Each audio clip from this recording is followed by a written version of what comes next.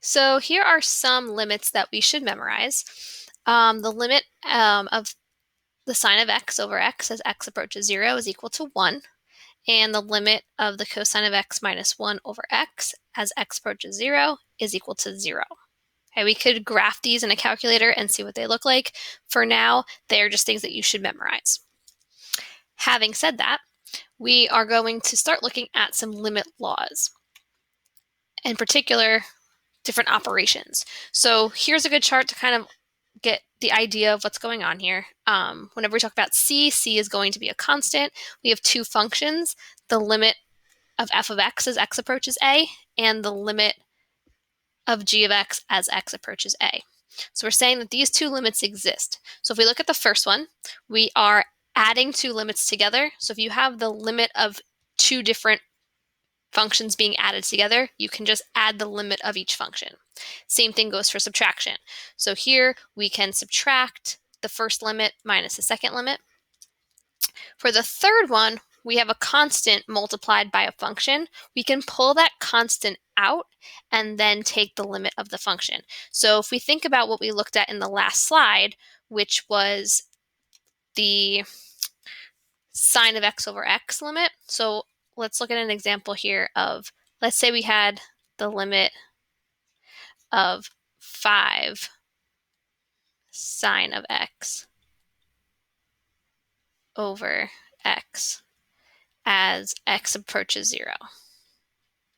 So this looks like something that we should know based off of the slide before this. So 5 is a constant.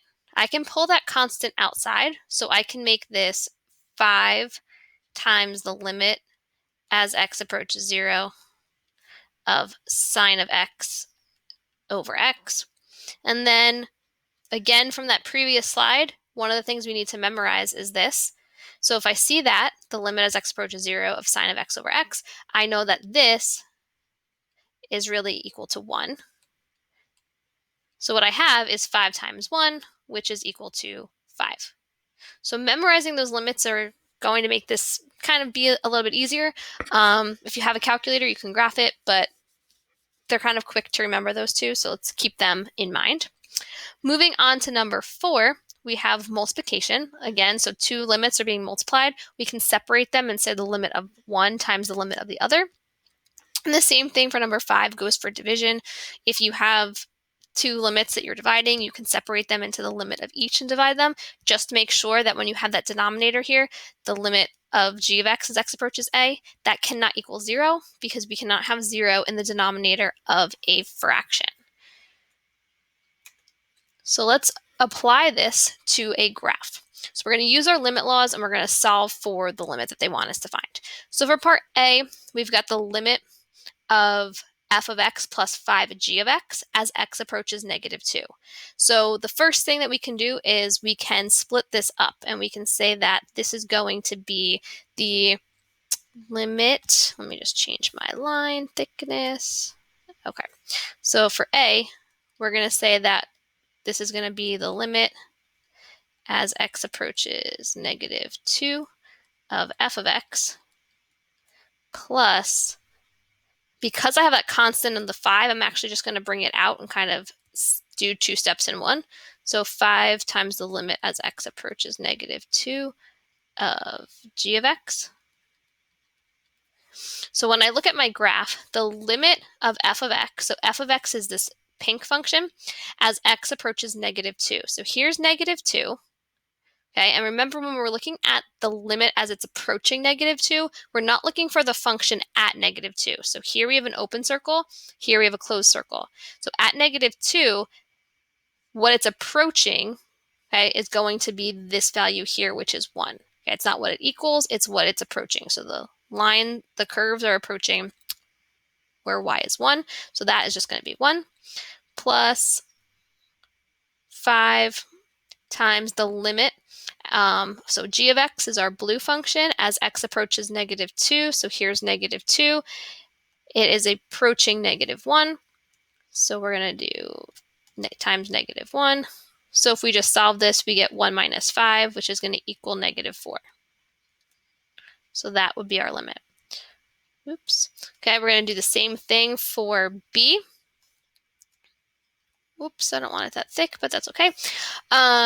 So we're multiplying. So I'm going to break this up into the limit as x approaches 1 of f of x times the limit as x approaches 1 of g of x. Again, we're going to look at this graph. Okay, so f of x is that pink function. As x is approaching 1, okay, that's going to be 2 times g of x is our blue function. As it's approaching 1, well, look here. Okay, as I come from the right-hand side, my limit is -1. As I come from the left-hand side, my limit is -2. They don't approach the same value from the right and from the left, so this does not exist. And you can't have 2 times does not exist because that's not going to give us anything. So what this actually is does not exist, or DNE. Okay, and then for the last one, we have C. Here we have a division problem. So the limit as x approaches 2 of f of x over g of x. So again, I'm just going to break it up. So here's C over here. We're going to do the limit as x approaches 2 of f of x. Oops. Oops, that's over there. Ignore that line. Over the limit as x approaches 2 of g of x. And now remember, g of x, or the limit as x approaches 2 of g of x, can't equal 0 because then this won't exist. So let's check this out. Top, we have f of x again is this pink line as x approaches 2. So here's where it's 2. So it's about 1.5. Okay, it could be something else, whatever. Close enough to 1.5. Typically, if it's something that they want you to have an exact answer, they will give you more like tick marks or something where you know precisely what it's supposed to be. But it's pretty much 1.5. Now, g of x, blue function, when I look at 2, okay, the limit's 0. So like we said, we can't have 0 in the denominator of a fraction. So 1.5 over 0, that does not exist.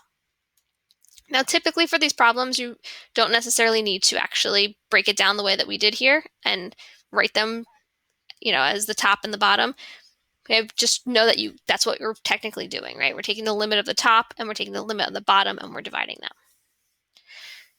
And then just a couple other properties here using exponents and radicals. Okay, so I'm just going to leave that there for a minute. You can pause it if you need to take any notes on that. And then we'll see you in the next video.